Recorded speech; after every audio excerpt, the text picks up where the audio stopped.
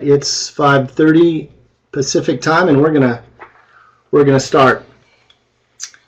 Welcome everybody to what is actually our last regular BCM webinar. We've been doing this for 5 years.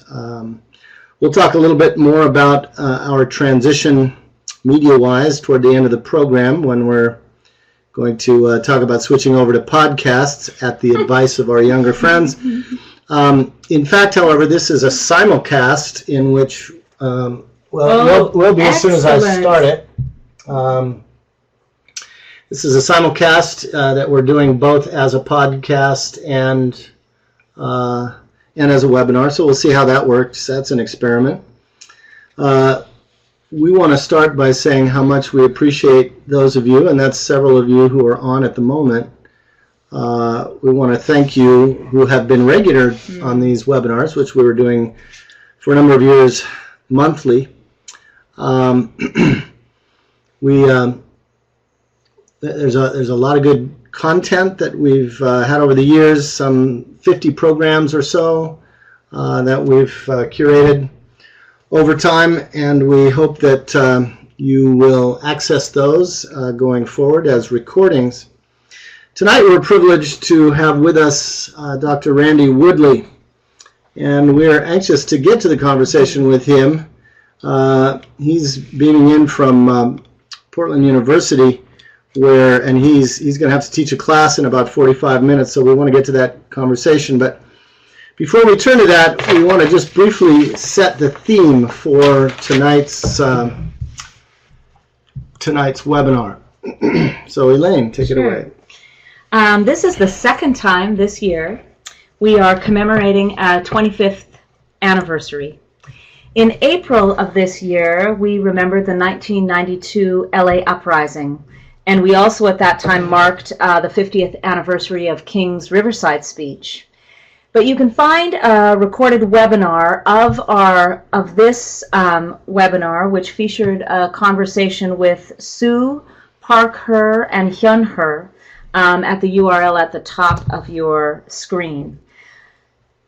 We take time to remember these watershed events because it is so important to learn the movement history that has shaped us, and to see these stories as a corrective to the official history or versions of history coming out of empire. And tonight we turn to another 25th anniversary, which takes us still deeper into the struggle over history and memory. The focus of tonight's webinar is to help us prepare ourselves to commemorate Indigenous Peoples Day, which is coming up on October 9th, 2017. Indigenous Peoples Day began as a counter-celebration to Columbus Day, which was established as a federal holiday in the U.S. in 1937, and which most of us have grown up with. Admittedly, Columbus Day has been a minor cultural marker, yet the struggle around it provides a window into the deeper historical unconscious of Americans. Something interesting happened just a few weeks ago here locally that show what a live issue this is. On August 30th, the Los Angeles City Council voted 11-4 to replace the Columbus Day holiday with one commemorating Indigenous Peoples Day. In so doing, LA followed such cities as Denver, Seattle, and Albuquerque. Councilman Mitch O'Farrell, a member of the Wyandotte Nation in Oklahoma, argued that replacing Columbus Day with Indigenous Peoples Day would provide a measure of restorative justice.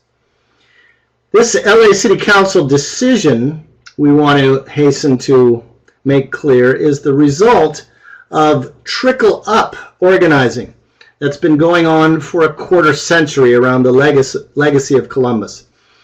A story which we think is important to take seriously. This movement began in earnest 25 years ago during the Columbus Quincentenary. So the story of the 1992 Quincentenary is an interesting one.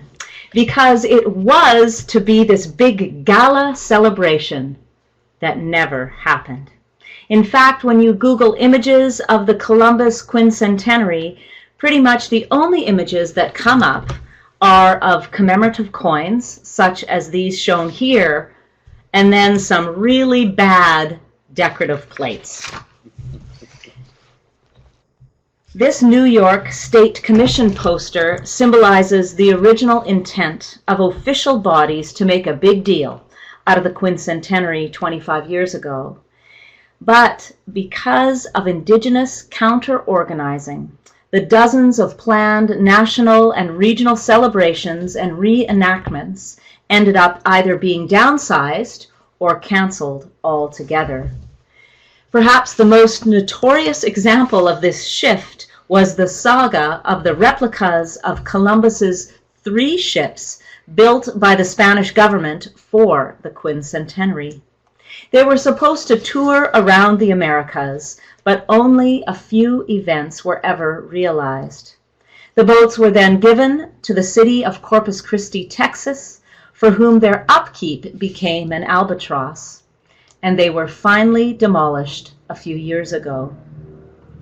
The failure of Nina, Pinta, and Santa Maria replicas to capture the popular imagination was indicative of the huge groundswell of opposition to the 1992 commemoration, led by people who questioned why they should celebrate conquest, colonization, and genocide, and then who raised deeper issues of this legacy.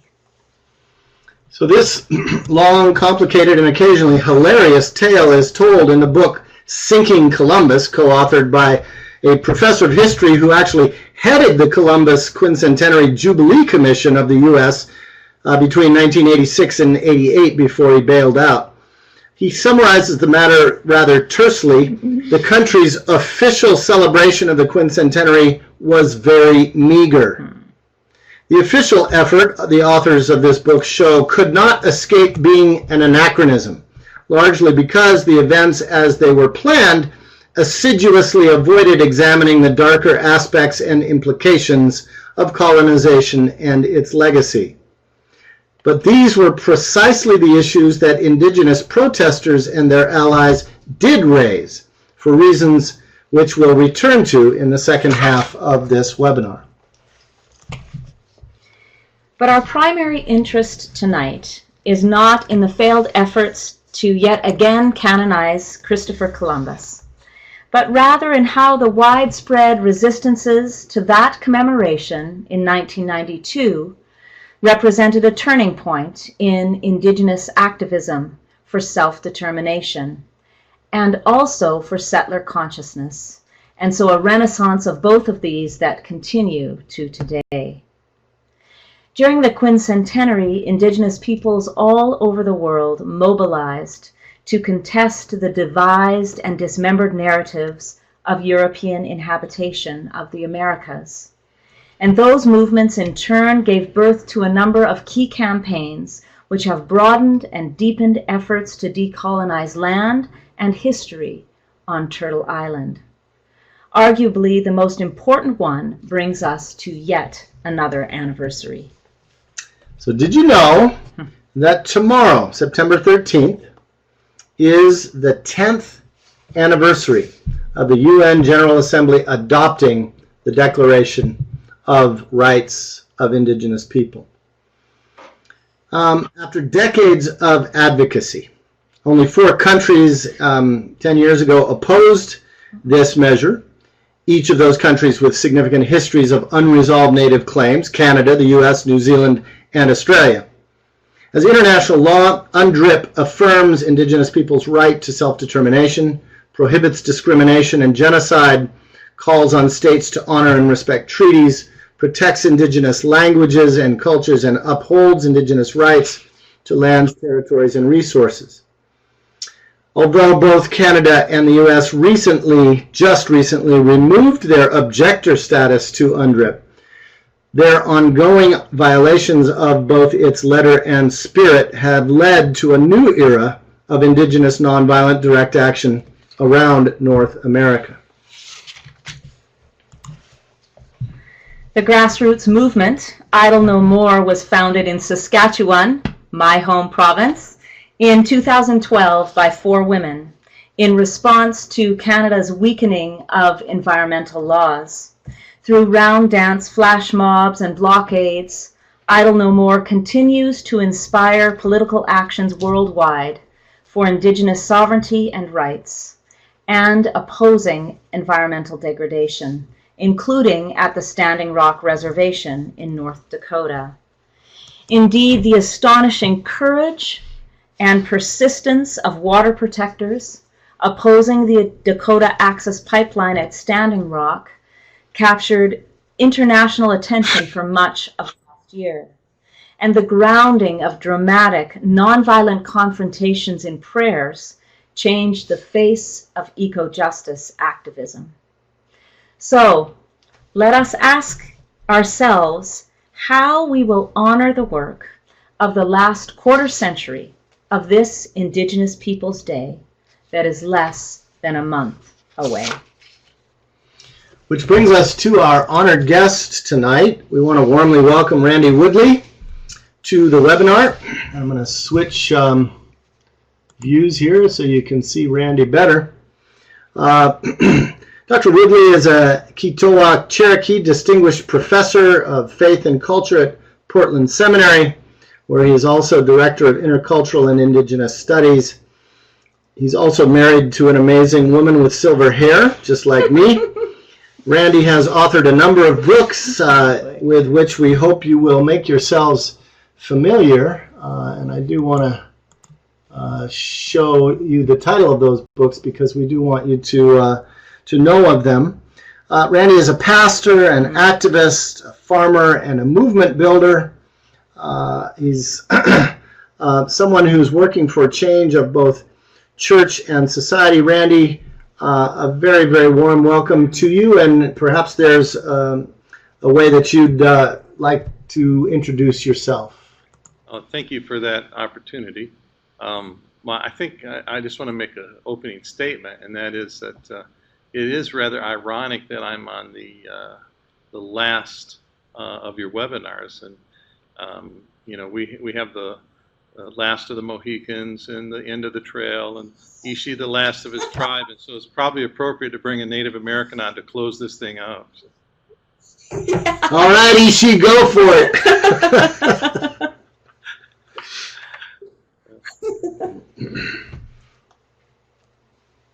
Yeah, so I'm just open to your questions, and we'll talk about what you want to talk about. That's good. Thank you for having me, though. I'm honored to be a part of your world. We have a lot of mutual friends, and they all keep saying, you guys got to get together with Ched and Elaine, and we never have. And so at some point we need to do that. So.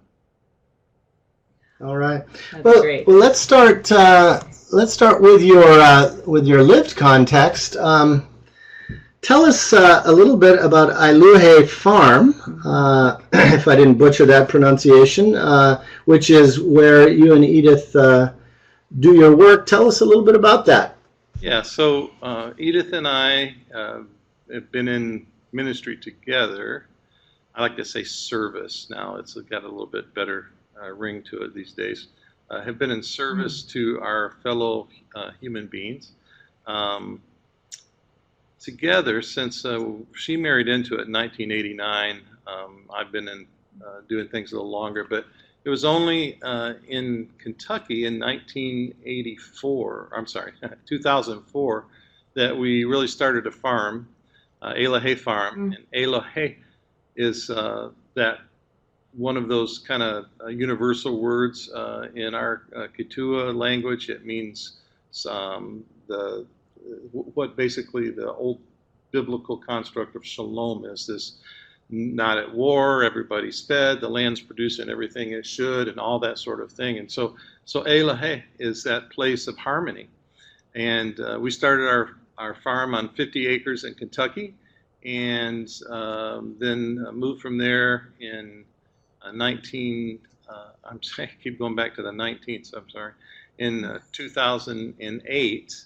And came to Oregon, and then we took us about 5 years to sort of get financially reconstructed, and then we were able to finally purchase a little 3 3/4 acre farm in Kentucky, where we've developed it. It's a lot of permaculture principles, biomimicry, traditional indigenous knowledge, and we have our own seed company that it's a nonprofit farm, so everything goes back into the farm. And we've been experimenting with a lot of different native varieties for a while. So it's a lot of fun and a lot of work. Yeah, we know that. A picture of a sweat lodge here. Do you want to talk a little bit about how you welcome people onto Eloy Farm and the kind of spiritual practices that you're nurturing there? Yeah, these are photos are some of our community members. We have I always say that we're part of a unintentional community, very disorganized and happenstance. But we meet once a month, and we have our sweat lodges.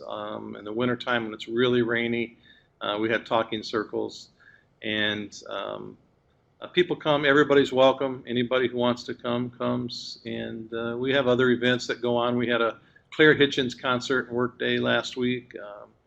Seth Martin, a friend of mine, comes every now and then, and we have concerts and we do things together. And our sweat, I've been running sweat for 27 years.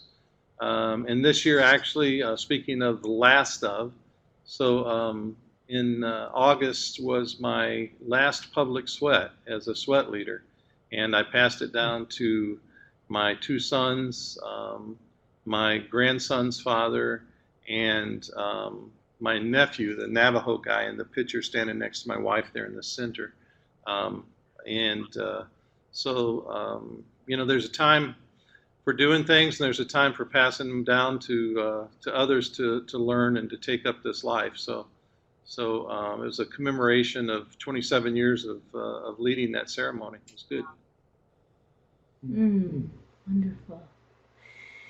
When we first were talking, Randy, before all the participants came on, you mentioned the farm in Kentucky and some of the issues that arose there. Can you tell us a little bit about how that all happened? Yeah, so we love Oregon. I mean, for us, Oregon just fits us perfect. We're planning on staying there forever. And but we didn't come there voluntarily in every sense of the word. We were forced out of Kentucky. So we had a 50-acre farm and a community. As I was saying, kind of trying to create a sort of a native ministry school, a combination between Francis and Edith Schaefer's L'Abri, where you come and you work and you go to school. And then we have periodic schools, and also the Highlander School, Miles Horton's place up there, for helping to mobilize activism and community development and those kinds of things. And so it was being very successful. Every school we were having 40 to 50 people come in from all over the United States and Canada. About half of those were Native Americans, about half were non-Native. And of the non-Native half, about a quarter of the total, or half of them, were people who were in ministry among Native Americans. So we felt like we were having quite an effect in the Native world, which needed some change. And we ended up running into, we had about a dozen people living in our community. We had a couple elders who were there, and basically were able to speak into everyone's life there, and they were there most of the time.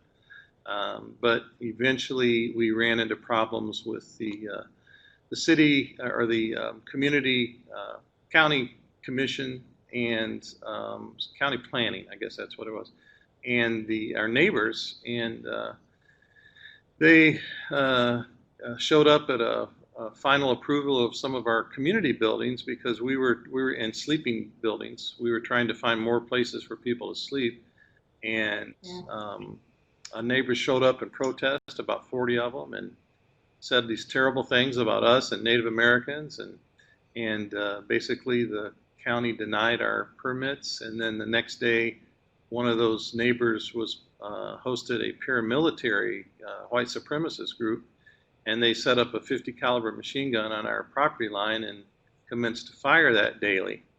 First we thought they were shooting at us, then the sheriff, we called the sheriff said, oh, they're firing on their property line, but they're set up right on our property line, right? And we were concerned Wow. that there's a lot of rocks around and things. We were concerned someone was going to get killed and our livestock would be killed, so we spent about 3 weeks sort of in trepidation trying to figure out what to do. And I had taken on counties and cities before. I'd taken on the good old boy network of sort of the more of the citizens council, white supremacist type folk. And but this, I just felt like I didn't want to take a chance with one of us getting killed, one of my children getting killed. With 50 caliber is a big bullet. And so we finally, after 3 weeks, we put up a for sale sign on everything that we had built on our schools, and they stopped the firing. It took us 2 years to sell. It was in the bottom of the economic downturn, and we ended up getting half of what the property was worth, half of the appraised value, and got just enough to get out of debt and move to Oregon. And then it took us about, I think we were sort of underemployed for about 5 years until we finally could buy this rundown, beaten up. It had been 20 years since it was a farm fixer-upper, and we've been working on that now for 6 years. And it's finally starting to get to the place where we're pretty happy about how things are going. Yeah. That's kind of our, I guess that's how you become a professor in Portland, Oregon. I don't know. Right. Right. And there's we've got one of our viewers tonight is from Lexington, Kentucky. Jeremy, he's visited LOA and is shouting out to you there. But that's an amazing story. So let's go deeper back into history for a minute. And let me ask you. Obviously, you remember the 92 Columbus Quincentenary. I'm curious in your own journey whether that was any kind of a significant event for you, what you were doing during that time, what your thoughts were as you remember back in 1992. Yeah, I definitely do. I wish I could say I was doing more. I was wearing T-shirts, protest T-shirts at that time, and bumper stickers. I want to go back to maybe to 1982. Well, maybe a little farther, right? 1973 at the Wounded Knee occupation. That was when I sort of got radicalized, and then in 1975 I became a follower of Jesus. And what I was told at that time by people who loved me dearly and who I love was to don't worry about all that ending stuff. Just do what we're doing, just do like us. And so I had some wilderness years. And in 1984, now 10 years before the quincentennial, I went to Alaska as a missionary among Native Alaskans and Aleuts and others, and for 2 years, and I call those my missionary oppressor years. I figured out at that point, I came to a crisis of faith and figured out that I was oppressing these Native kids in the same way that my ancestors were oppressed by missionaries, and so I decided at that point to go to seminary. And I drove 5,000 miles from Kodiak, Alaska to Eastern Baptist Theological Seminary, now called Palmer, where I had some great instruction and a great community with folks like Ron Sider and Tony Campolo and Samuel Escobar and Monford Brock, just wonderful, wonderful people, and had some great, everything I did there was to answer the question, how do I live as a follower of Jesus and express my faith among my Native people without being an oppressor. And at the end of that time, I felt like I found that. I hit the ground, my feet running. I was became the coordinator with the American Baptists at that time. I was ordained with the American Baptists of the Oklahoma Indian American Baptist churches, 10 native churches. And I ran a community center in a very poor neighborhood, literally just on the other side of the tracks. Anadarko is called Indian capital of the nation. There's 17 tribes within a 40-mile radius. And that's where I got my baptism. And that's where I also ran into all my first brick walls, both in the missionized churches and in the communities of good old boys who did not want to see change in their communities. Yeah. And so that was takes me into, that was in 1989, and I was there to 1992. At that point, we had started a group called Christians for Justice and took on the county sheriff, we took on the city, the council, we took on the county. Anadarko at that time was 58% people of color and only 3% in the workforce. So we had a big job ahead of us. We had the National Council of Churches come down and do a story video, and they showed things like the Redskin Theater, Step and Fetch It convenience store, which is right outside the black community, and just sort of it revealed what was really going on there. At that point, we began to get a lot of death threats, people following us home with their lights off on our tails in their cars. And I, at the same time, a person who was trying to get me to become a dean of students at the Indian College in Muskogee, Bacone Indian College, and that was right around the Columbus Quincentennial. At that point, I was going through a lot of persecution myself, and holding things like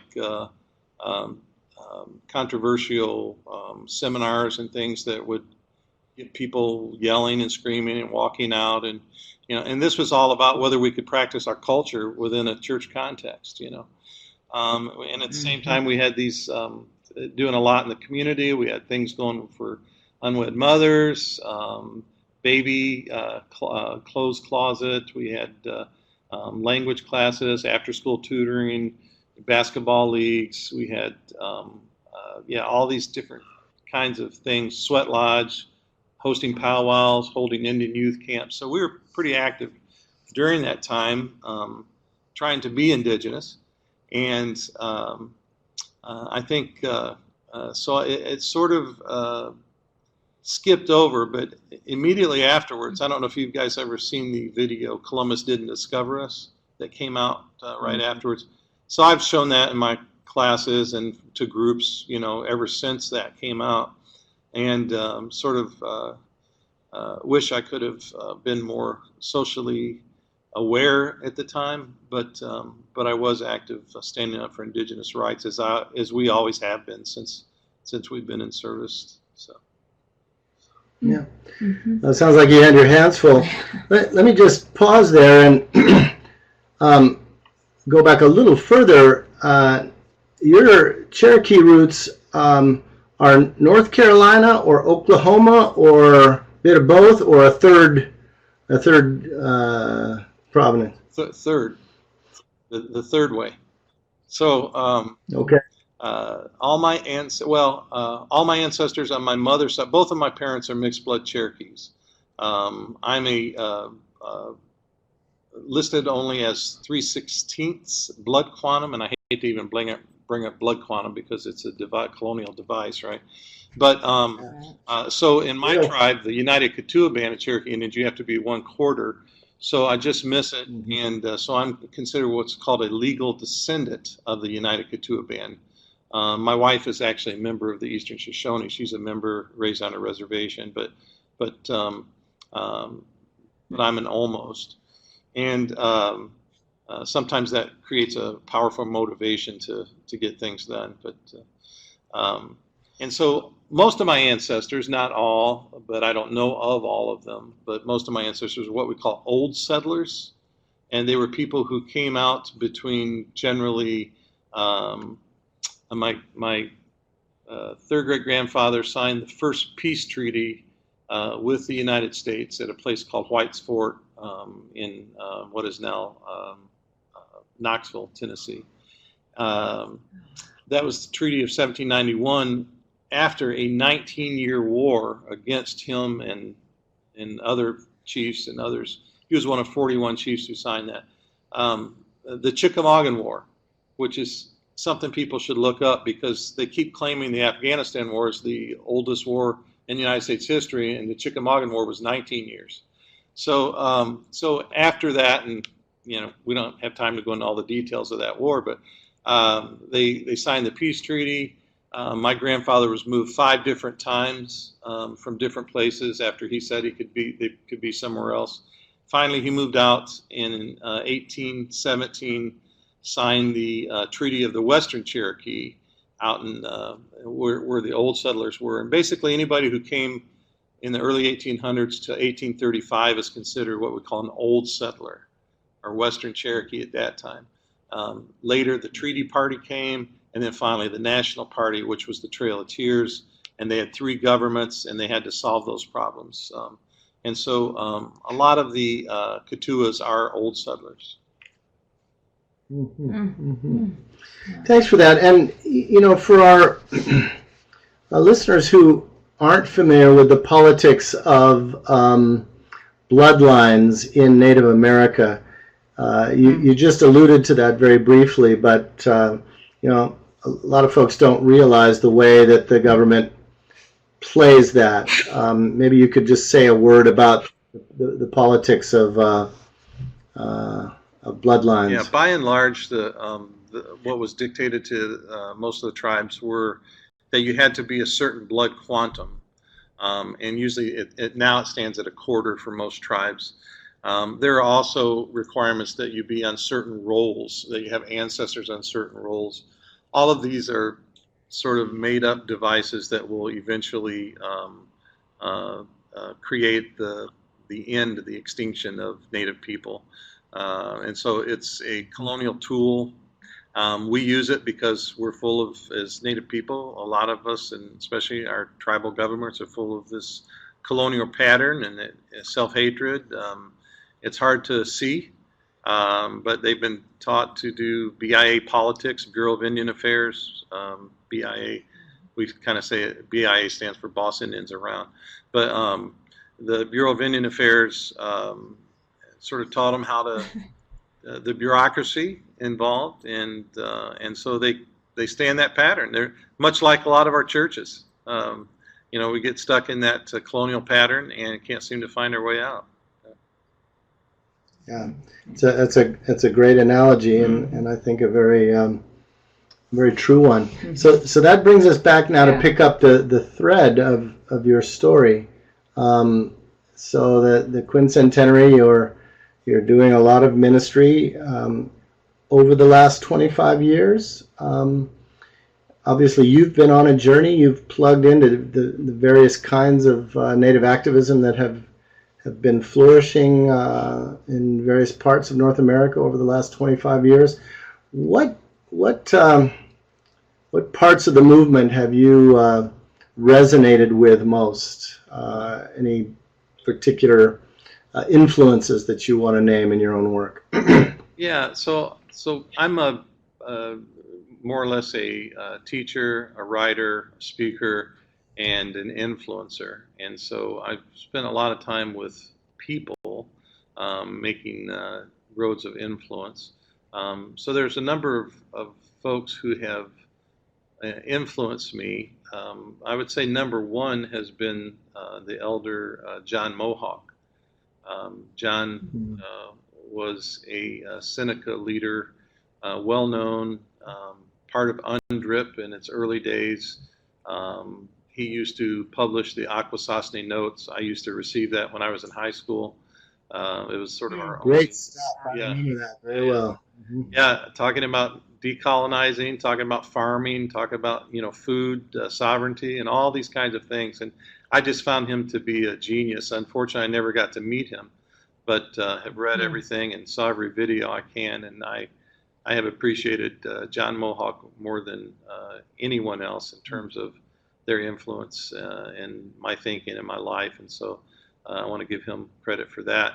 I've had other elders along the way. I've been really fortunate to be exposed to early on to a lot of elders who were what I call the old elders, who took the time to listen, who were pretty non-judgmental, who most of them, their parents were born in teepees. They're sort of the first generation out of the teepees type, at least for those plains people, and had other elders in my life who I was able to listen to and learn from. So I've been real fortunate, and our elders are the repository of knowledge, and so that's who I would say I'd look to. Of course, we were proponents of Standing Rock, but we couldn't. We've been fairly poor for a number of years, and weren't able to get out there. And then when we could, we didn't have the time. So, but we wrote a lot and blogged a lot and Facebooked a lot. I just turned my Facebook page into a blog. I got tired of doing blogs, and if you want to know what I think, you just go through my Facebook page. And writing articles on the doctrine of discovery and speaking about the doctrine of discovery, and all of those kinds of things that I get the opportunity to do. I'm currently this morning I was writing another article for, I think, the Covenant Church. I wrote a couple for the Mennonites, Canadian Mennonites, and so spoke to the Presbyterians. I'm somebody who will basically go wherever people will listen. So I'm not partial. Can you also talk about UNDRIP and how that influenced you and the work you're doing and the directions it pulled you in? Yeah, that's a lot of work and a lot of meetings and a lot of things that I would never have the patience to do, but I'm sure glad that there are others who would sit down and have those committees. And I have about as much patience for bureaucracy as I do sitting in a room full of mosquitoes. So I'm glad that the work of UNDRIP and what they've accomplished, and now basically the word just needs to get out so people understand what it's about. And I think we're totally undereducated on things like that.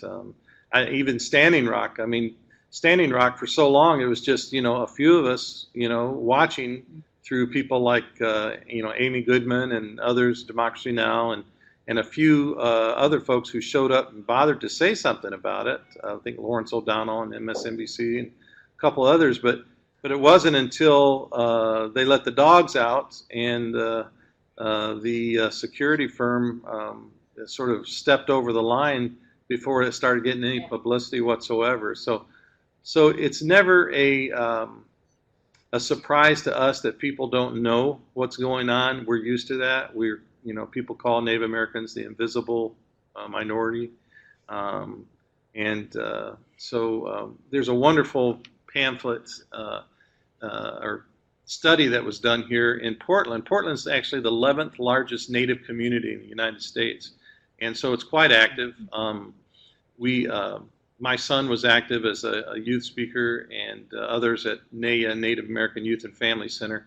In Multnomah County, which is the bulk of where most of the natives live, also voted to, we all showed up in our regalia, and my son got to speak. I was very proud of him about Indigenous Peoples Day, and they turned Columbus Day into Indigenous Peoples Day as well.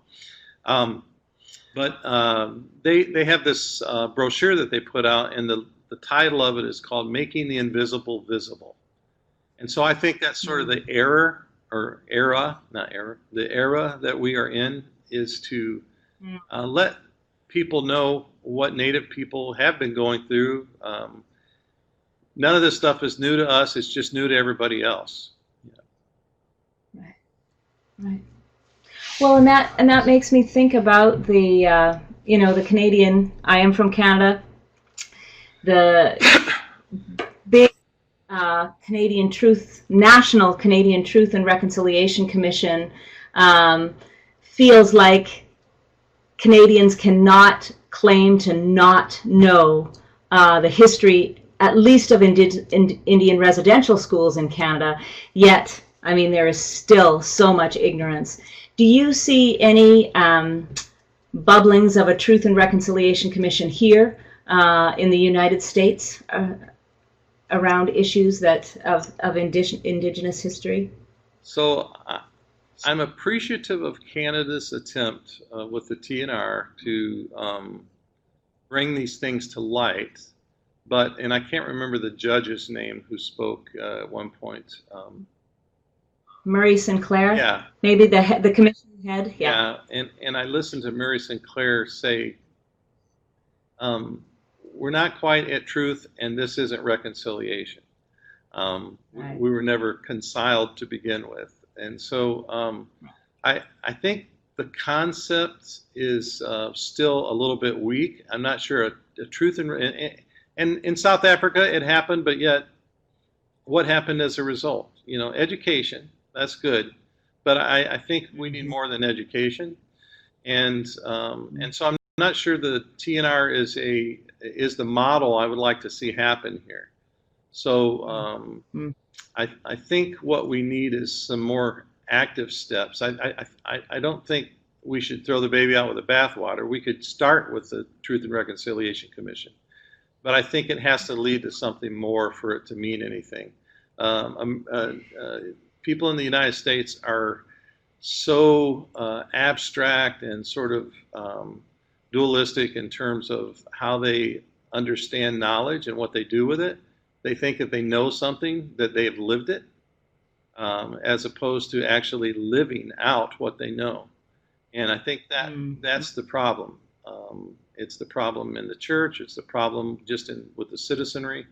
And just because you know of something doesn't mean you really know it. You don't know it until you live it out. Thank you. Yeah, I'd like to ask, and I know we're getting close to time, I'd love to hear about Nate's and how that all got started and your work there. Yeah, so funny you should ask. So we started in... There's a Nate's alumnus on the call, on the webinar tonight. Oh, yeah, Josh Grace is listening in from Philadelphia. Yeah, Joshua. Yeah, hey, Joshua. He's just one of my favorite people altogether. Ours so too. We've had some.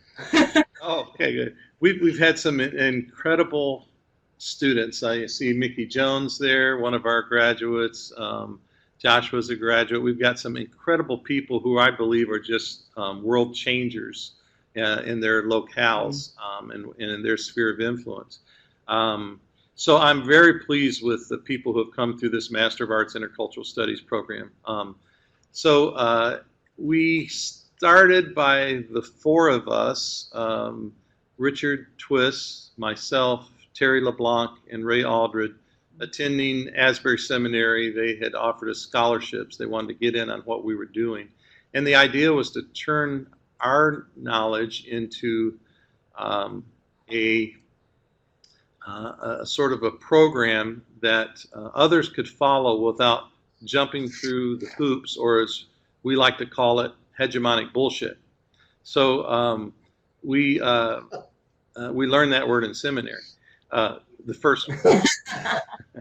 So and Asbury sort of fell apart. We tried to get a Sioux Falls seminary to pick it up, and they kind of bit for a while and then stopped. And then finally I was given an opportunity to do some adjunct work at George Fox Seminary at that time. Now it's called Portland Seminary.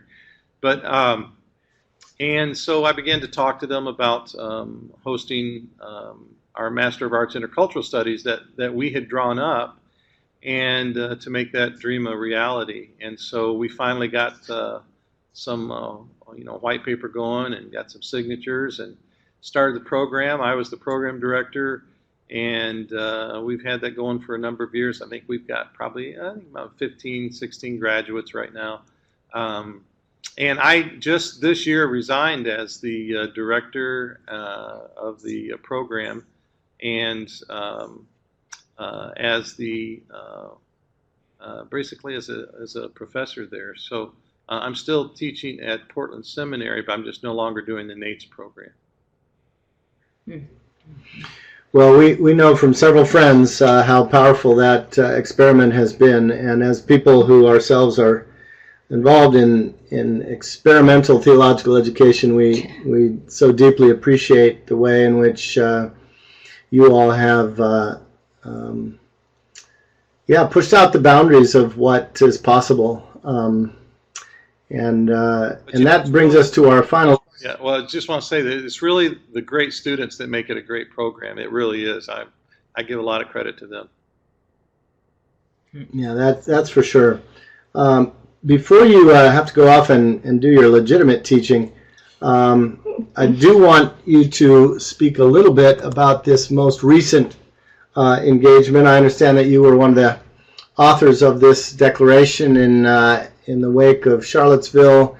What can you tell us about this, and how are you hoping that people on this webinar might help spread this movement? Yeah, so I'm very proud of this. I think it was drafted originally started with Trey Lyons, and then a number, 4 or 5 other folks sort of contributed, and they all happened to be white. And then all of a sudden, they said, we can't be the guardians of this thing. And so they asked, they brought in a number of us, of folk of color who are activists, people who have influence in educators and others, academics, and I think there were maybe 8 or 9 of us, and just heavily edited that document drafted and edited it for about close to 3 weeks, maybe, before it was released last Tuesday. We ended up with, I think, in 3 days, we ended up with 1,500 signatures of leaders all over. I'm not sure where it's at now. But what we would love is if people would go there, send that link, post it on Facebook, and especially don't neglect to look at the call to action there. We have on the website, you'll see one that says action. That's the most important part. And in answer, Elaine, to your Truth and Reconciliation Commission question, I would say that those 4 things are the most important things that would have to be done with Native people or in anything else. And so we took some time and said, what are 4 very practical things that people can do to really grasp a change in this? And so and they were basically to listen, and we're suggesting things like listening conferences, national, local, regional, to lament, to repent, to do the opposite direction, and to reimagine a new sort of beginning, reimagine whiteness in America, and what that would mean without as a colonizing force and oppressive force, and so there's a number of really practical steps there, as well as the undergirding theological work. So we really want the word to get out. We want to see this implemented. So we do want to ask everybody on this webinar tonight to go to this site and take a look at the declaration. It's long, it's substantive. Read it thoughtfully and carefully, and sign on as Elaine and I have. This is one of several current events in faith-based circles in response to Charlottesville, but it's an important one. And as soon as we found out that Randy was on this train, we hopped right on, because we have so much love and respect, Randy, for your work over the years, your journey, and the way that it's continuing, the way that you are incarnating your holistic faith and witness to the gospel and to humanity there at LOA. And we're just so grateful that you were able to take time out of your schedule to join us on this webinar. I want to just turn it back to you. I know you got to get ready for class, but anything you want to say by way of closing out your comments or benediction or anything else? Yeah, I would just say that I think I'm glad you ended with the theological declaration, because this really would create a sea change in the way things are done, in the church at least. And I think, you know, it's about time the church got out ahead of stuff rather than sort of back behind and reacted to. So this would mean something. Take and use that declaration in your courses, use it in your churches, use it in your Sunday school, and talk about this, because it will expose a lot of things that people probably haven't given a whole lot of thought to. And so I really want people to, I just really want to push that as something extremely important right now. And thank you guys. Thank you, Elaine and Chet, for having me on. It's an honor to be in your space for just a little bit. And I hope that this won't be the last time that we're able to get together, and maybe in person next time. So thank you. Here's hoping. Yeah. Thanks so much, Randy. Many blessings to you, brother. Thank you. Blessings to you. Bye-bye.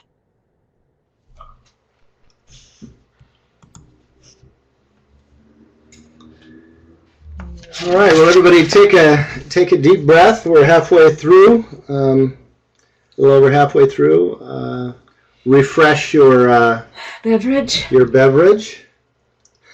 That's pretty funny. And we're going to now talk about the ongoing work of settler solidarity in the work of decolonization. So we do want to move now to a discussion of how, in particular, we settler Christians can respond to the kinds of issues that Randy was raising. Remember, the goal of tonight's Last of the Mohicans webinar is to prompt us to think about how we might want to commemorate the upcoming Indigenous Peoples Day coming up next month. And of course, this is an ongoing task, but the fact that there is this struggle around Columbus Day, Indigenous Peoples Day, 25 years of struggle since the Quincentenary. This is a movement of mindfulness and of decolonization that we want to always bring into our work and our education and our worship, particularly in the season of October.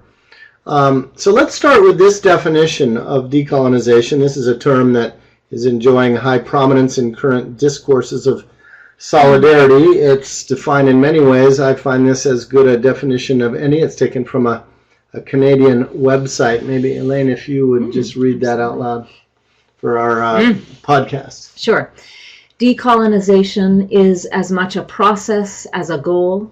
It requires a profound recentering of Indigenous worldviews in our movements for political liberation, social transformation, renewed cultural kinships, and the development of an economic system that serves rather than threatens our collective life on this planet. Decolonization is a dramatic reimagining of relationships with land, people, and the state. Much of this requires study. It requires conversation. It is a practice. It is an unlearning. So we're particularly impressed with this definition because of its emphasis on process and the process of unlearning and relearning. So Elaine and I each want to share for a couple of moments from things that we've written about this exact process over the years. I will start from the earlier writings 25 years ago about these matters, and then Elaine will talk about her current work, which is really centered around this process of unlearning. Some of you will be familiar with this book, Who Will Roll Away the Stone? Discipleship Queries to First World Christians. It was published in 1994. And it was written in the wake of the Columbus Quincentenary, which we discussed in the first half of this webinar. In fact, this book uses the Quincentenary as well as two other important events of that era, the First Gulf War in 1991 and the Los Angeles Uprising of 1992. and use those three events as defining apocalyptic moments in which the truth of empire was really laid bare, requiring responses from those committed to the way of discipleship.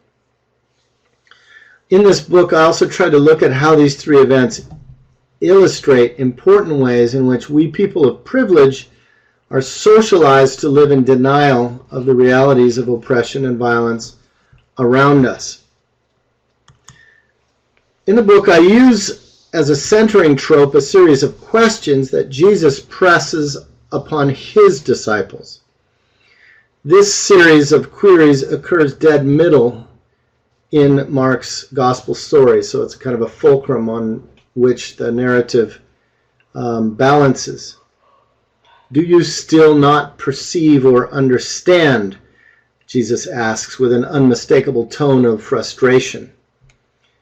He then alludes to Isaiah 6, continuing, are your hearts hardened?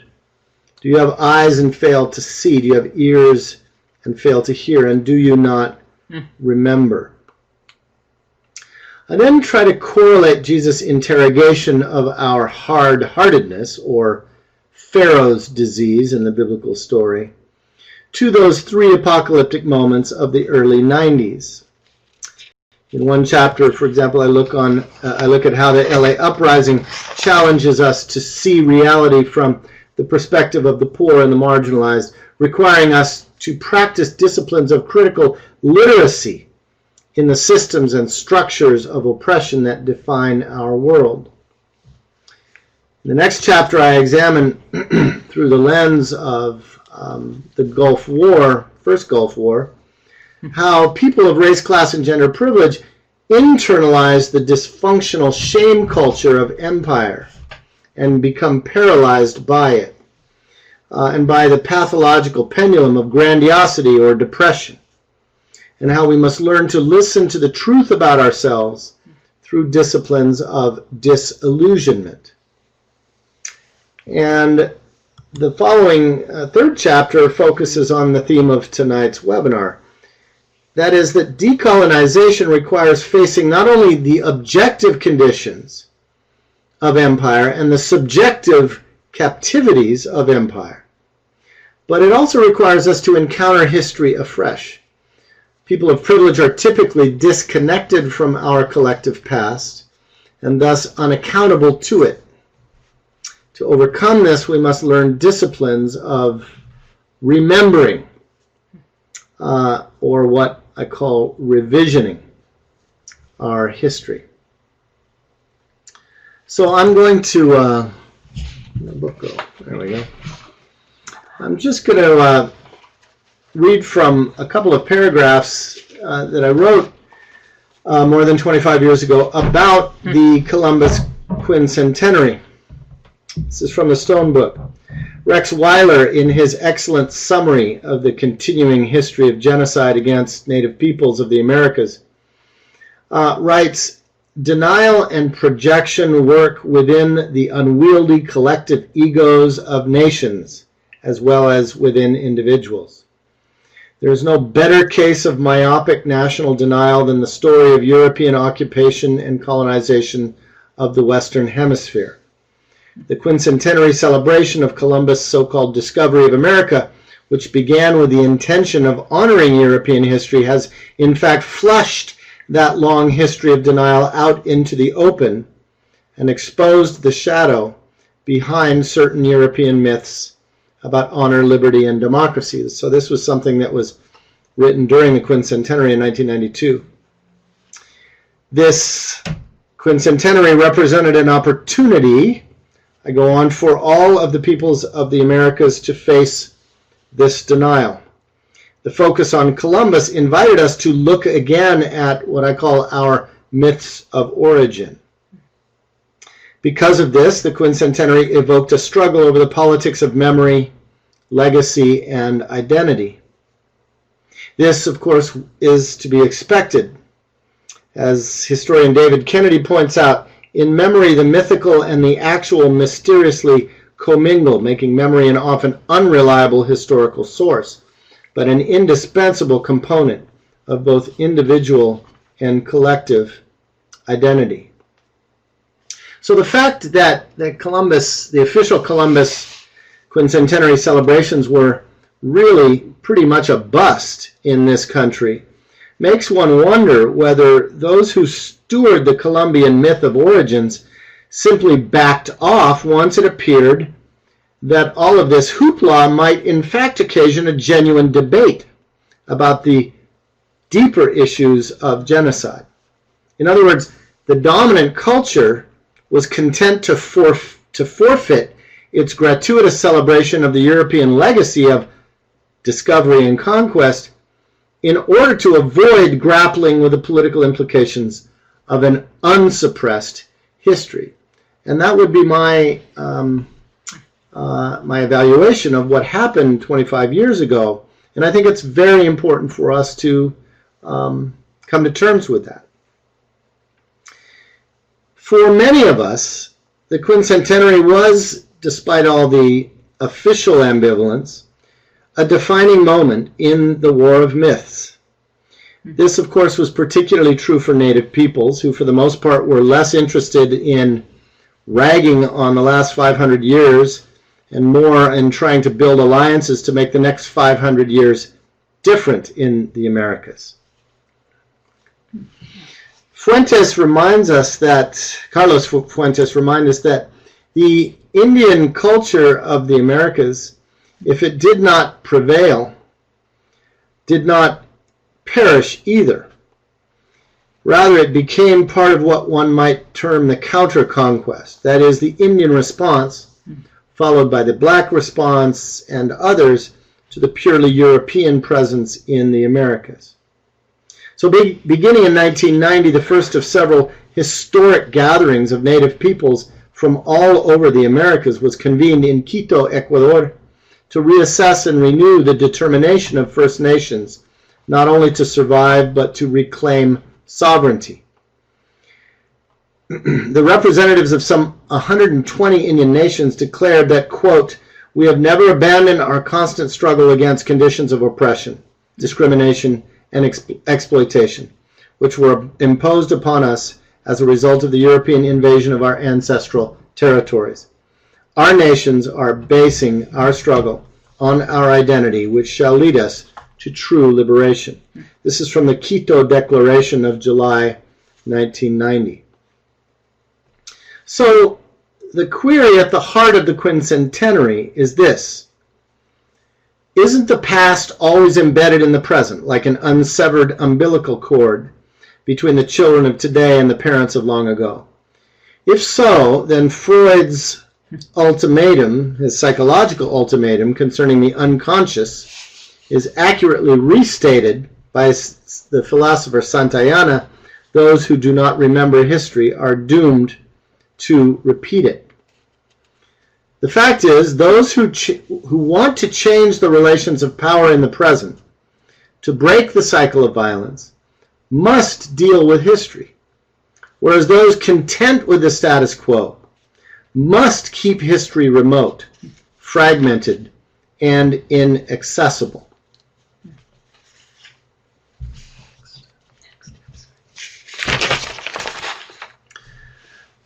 So, This is you now. go back one. Sorry.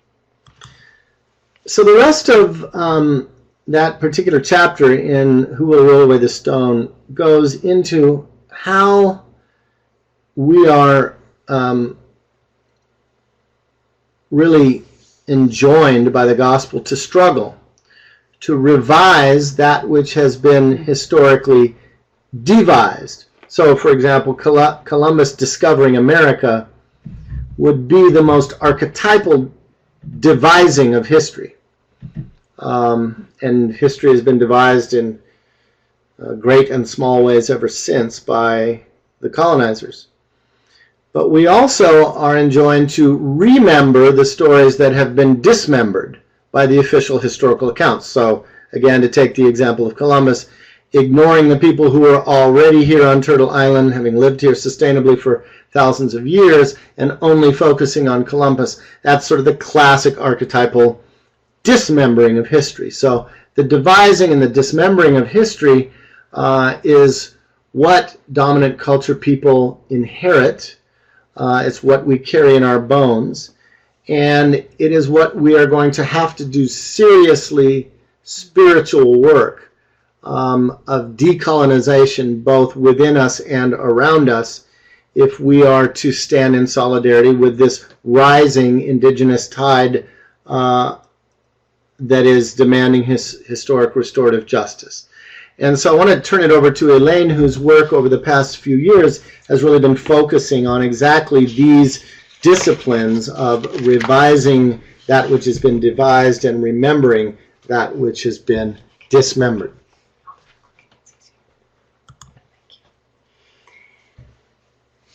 We all know that there is no place in North America that does not have an indigenous history prior to European colonization. But we settlers are only now beginning to engage this history and its implications. So how are we responding to the resurgence of indigenous identity and activism, particularly those of us who are faith-rooted activists, congregations, and denominational bodies? And so I just want to list now a few conscientious examples. Several denominations have passed or are in deliberation about passing statements that are repudiating the doctrine of discovery. And again, that is the medieval legal, philosophical, and theological framework that rationalized the theft of land and the dehumanization of indigenous peoples around the globe. An example also is of the Ted and Company Theater Company, and I got to tour with them for a couple days at the beginning of July. They are touring a play entitled Discovery, a Comic Lament, and it is seeking to educate and challenge settler churches about the doctrine of discovery. Numerous evangelical universities have invited Navajo educator Mark Charles, pictured here in the bottom left, to talk about the DoD's bitter legacy. And he does not hold back. Wonderful speaker. The Kairos Ecumenical Initiative in Canada has for years employed the blanket exercise to dramatize for congregations or groups of people the history of conquest and continuous issues of sovereignty, land, and justice. And it's an embodied mapping experience that is now, it began in Canada, Kairos Canada, it's now widely used in the United States as well. Very powerful exercise. If you ever have an opportunity to participate in a blanket exercise, we strongly encourage you to do that. Churches are supporting efforts at historical truth-telling. For example, congregations have collaborated with the Return to the Earth Project, founded by Cheyenne Peace Chief Lawrence Hart. And this project is working to repatriate Native remains from all sorts of different settler institutions, including museums and universities where Native remains are just languishing on shelves there. Churches in the Twin Cities have supported Mohican educator activist Jim Bear Jacobs in his Healing Minnesota Stories campaign. And this is working to revise heroic settler accounts from the perspective of Indigenous victims. And again, you can just Google Healing Minnesota Stories, or there is the website there to learn more about the work that is happening there. And of course, I think all of you know and are grateful for the some 500 clergy from many denominations and faiths that gathered at Standing Rock to acknowledge wrongs done and to make a formal apology to the Indigenous leaders there. And as Randy was speaking about, apologies don't go far enough, but in order to make an apology, we have to learn at least some of the history, and so it is a first step in beginning to learn that. Last year, on Indigenous Peoples Day, we had a Bartimaeus Institute in Saskatoon, Saskatchewan, and it was entitled "The Truth and Reconciliation Calls Churches to Action, Building Capacity for Restorative Solidarity." And 100 folks. Our venue was limited to 100 people, and so we had to turn a few folks away, but 100 Indigenous and settler leaders came from across Canada and wrestled together with how to respond to the historic Canadian Truth and Reconciliation Commission's calls to action. There are 96 calls to action, and 9 of them are specifically directed toward churches. And we're very grateful for the churches up in Canada, those that are trying to respond and take seriously these calls to action. And one of the things that came out of the October Bartimaeus Institute was a pilgrimage for Indigenous rights. And it was organized in which mostly Christian participants walked the 400 miles from Kitchener, Waterloo, Ontario to Ottawa, Ontario, in support of the Canadian adoption and implementation of UNDRIP. And of course, there are many individual leaders who are apprenticing themselves to Indigenous wisdom. And again, I want to give a shout out to Joshua Grace, pastor of Circle of Hope in Philadelphia. He graduated very recently from the North American Institute for Indigenous Theological Studies. And of course, that is what is NAITS and what Randy was talking about earlier. And NAITS is really helping to change the theological conversation. And you can see Joshua there, the tall dude with the straight hair.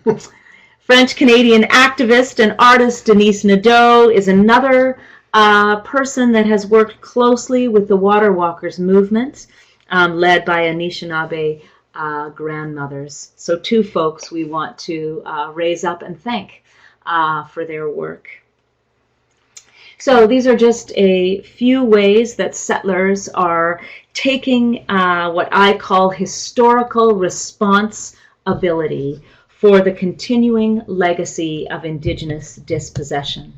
And of course, there are always deeper issues of identity and consciousness that we settlers must work with, both theologically and psychologically. And so I've been investigating over the last number of years ways in which dominant settler narratives suppress or distort our family immigrant histories, so that we can I'm doing this work so that we can get at how our ancestors may have directly or indirectly been involved in injustice. And I'm also probing intergenerational trauma, influences not only on Indigenous communities, but on settler descendants as well. And of course, I'm beginning with looking at my own people.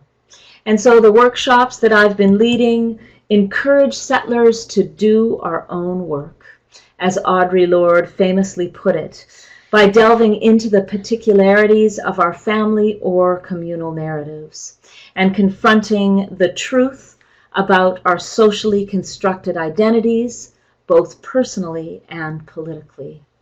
So for us North American settlers and immigrants, especially those of us who now enjoy considerable social privilege, I think that this work includes 2 crucial tasks. One is to come to critical consciousness about the communal narratives that we have inherited, that which we carry in our bones. And the second is to do the work of revising devised narratives and remembering these dismembered stories. And so we've developed a framework of 3 intersecting circles to do this work and to map settler responsibility. And I believe we can more deeply understand our identity formation and inspire our political imagination by wrestling with how these three spheres and then the stories that we tell about them shape us. And so I'll just give a brief description of each one of these spheres so you can get a bit of a taste about this work.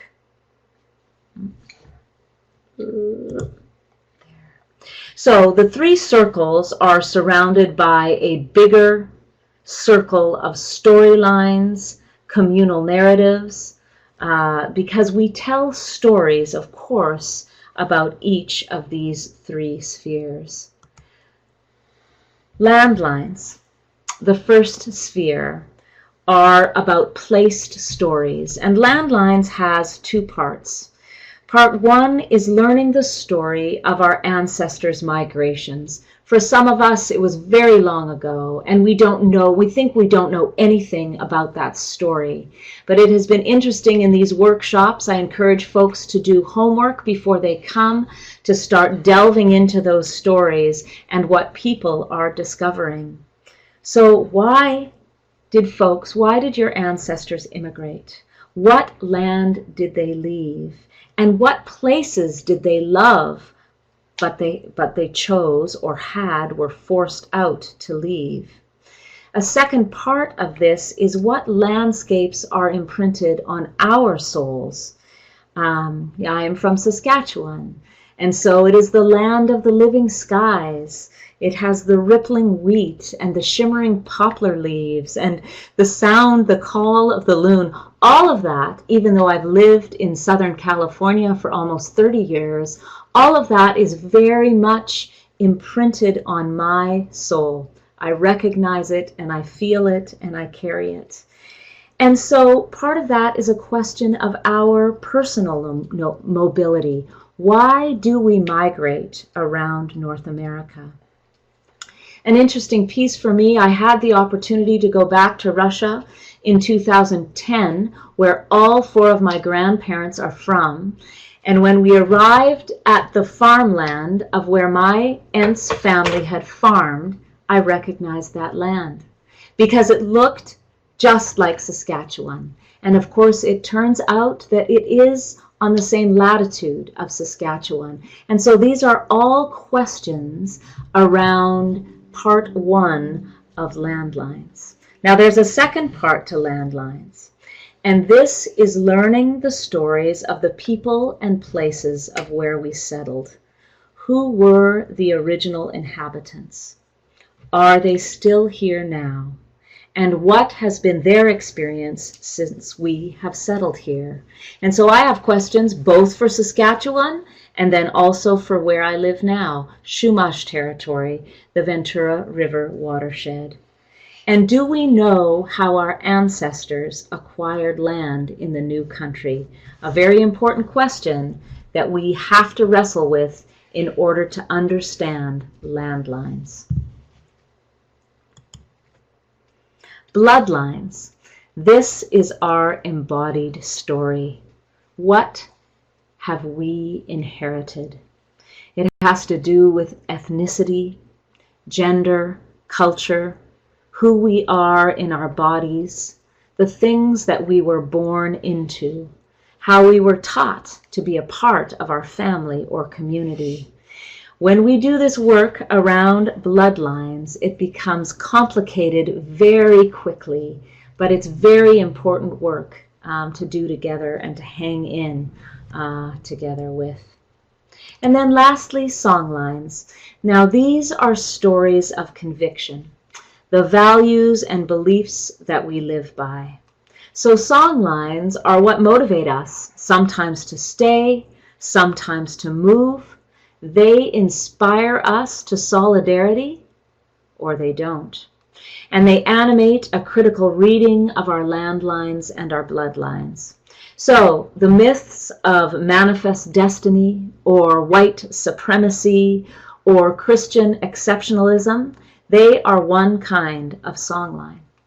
But so is the Catholic worker, or civil rights politics, or a commitment to nonviolence. And so storylines or communal narratives run throughout, but are constructed from elements of all three spheres, as participants discover as they are probing their own communal narratives. And so we tell stories about our bloodlines, our song lines, our landlines. So in this work, I'm hoping that this approach to our identity formation will fundamentally be intersectional. And in these workshops, we work to see how all three of these spheres are related to each other. But then we also look at each sphere independently so that we can understand both the gifts that we receive from them, but also the dysfunctions. I use the metaphor of the backpack that we carry. And of course, this is borrowed from Peggy McIntosh's anti-racism work, which for many of us settler descendants, our backpacks are full of privilege, distortions, self-justifying myths, and unexamined trauma. So in one of our workshops, when we are deep into it, a participant objected that this kind of deep identity work is not addressing the urgency of all of the burning buildings, the urgency of the historical moments. But another participant responded, if we don't do this identity work, we're going to be running into these burning buildings with backpacks full of gasoline, and we're going to blow the whole thing up. We had a very powerful conversation, and this caution from this participant to settler activists who presume we can help or that our good intentions can solve thorny historical problems was a turning point in our workshop together. And so I believe we must work to see how we carry these contradictions as we seek to understand what restorative solidarity and what historical responsibility might demand of us. So Elaine, really this is going deep. It's a kind of an inward journey for activists, which activists are typically not very good at, and it really does demand a lot of self-examination, a certain amount of literacy of our family histories, of the places that we are in or that we have moved through. Not likely that it's going to be a long list of people signing up to do this kind of work, but there are a lot of us who know that we need to do this work. Are you open to be leading workshops and helping folk do this kind of work? Hey, Ted's helping me plug my stuff. I would love to. I've really enjoyed leading these workshops, and they can, range from day long to a couple days. I've been traveling a little bit doing them. If you are interested in doing this kind of work, please do let me know. And like Chad alluded to, I do send out some workshop assignments and invite you to do an immigrant genealogy and do some work around your bloodlines, landlines, and then also work around the indigenous peoples and history of the place that you have settled. And then we have a wonderful time exhuming all of these narratives and confronting the false heroic myths and trying to unravel where the silences are and what that can say to our understanding of who we are and who our family is and who our community is. So it's just been wonderful work, and I'd love to do it with all of you. So let me know. And Elaine is not only a compassionate but a reliable facilitator of this process because she has been doing a lot of this deep work in her own place and her own family history. Here are some recommended articles for further study that have come out of Elaine's work in the past few years, and we can post these. Chris, maybe you can post these up on the in the chat if you can copy and paste them. Or just the URL. Or you could go to Elaine's Restorative Justice website on the BCM page, and they're all there's a link to these articles here. These are really helpful pointers in the direction of this kind of work. In addition to these kinds of resources, we do want to remind you that there are many recorded webinars that we've done over the last few years. You can check them out from our Standing Rock reports of last December to Elaine reporting on her Doctor of Ministry work in May 2015, looking at Jesus' wilderness temptations as an indigenous vision quest in 2013, and a webinar we did back in September 2012 looking at restorative justice and historical violations. Lots of resources out there. We want our people to be about this work. It's so that we can not just be folks reacting, but actually reconstructing a different future as activists. You know, I started out the second half of this webinar talking about Jesus' hard questions to the disciples about whether we have eyes to see and ears to hear, and whether our heart was overly hardened. In my own research for the Stone book back in the early 90s, I came across this extraordinary invocation that the Lenape chief Natawatwis said. This was in 1776, the year of the birth of the United States. This was an invocation that he gave to a Continental Congress Indian agent, George Morgan, in welcoming him to the Longhouse for serious conversation. Notice what Chief Natawatwis said. "We wipe your eyes so that you may see us all as brothers and sisters and find your way clear. We remove all bad reports from your heart, and we open your ears to hear our good words." At the end of the day, as Randy Woodley rightly reminded us, this isn't about just assembling information. This is about the spiritual process of overcoming deep reservoirs of denial and coming to have eyes that see and ears that hear and a heart that feels, of embracing the disciplines of literacy and of listening and of revising.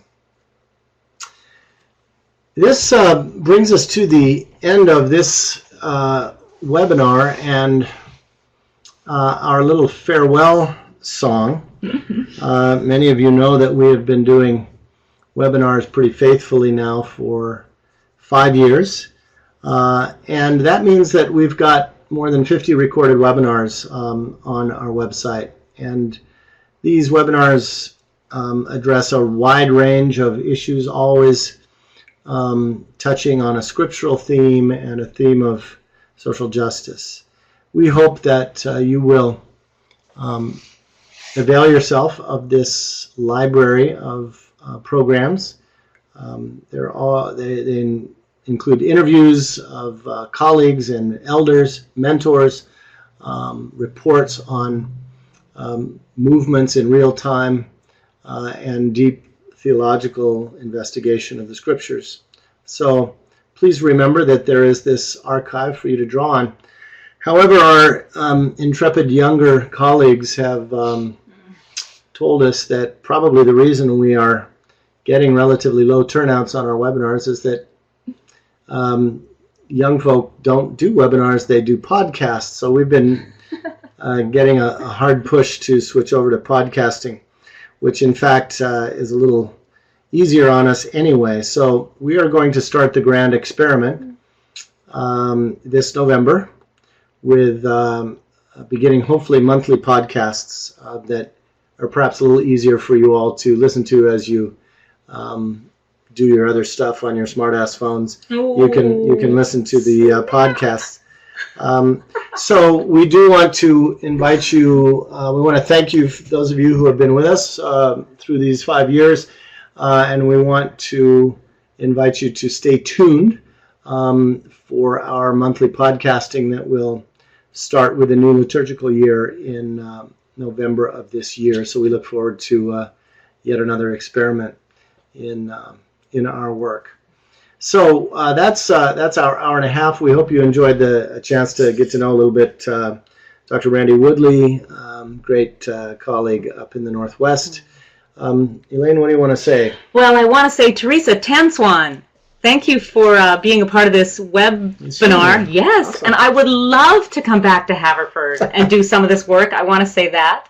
I want to thank all of you for journeying with us over these last 5 years, and I'm seeing some love about the webinar, and then also some excitement about podcasts, so thank you.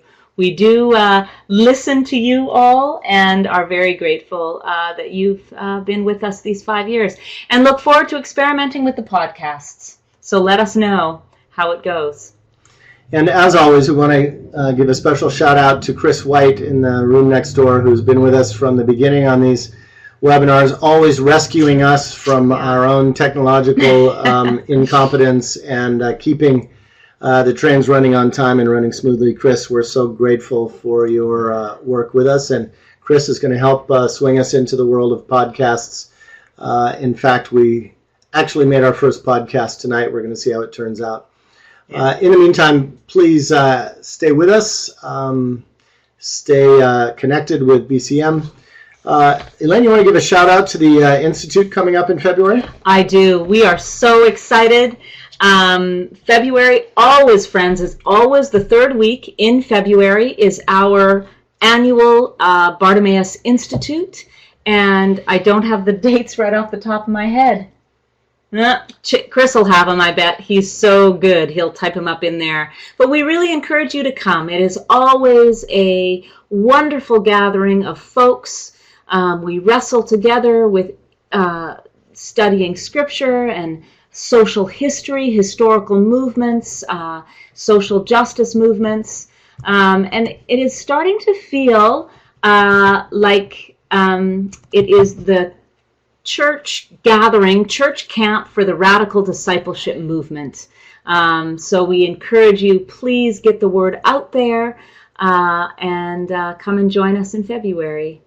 And I also want to say, I'm not sure again, grateful to Kristen Snow for being on with us. She is part of the next bio cohort, study cohort that is studying with Chad and I for the year, and so also encourage any of you that would be interested in that. The February Institute is a part of that, and so we all get to be together there.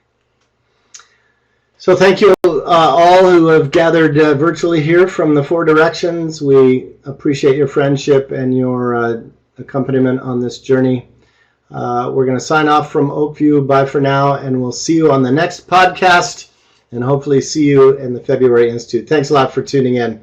And remember, this is you'll get a link to the recording in a few days. Thanks again, Chris White. Thank you, Elaine. Thanks to Randy Woodley.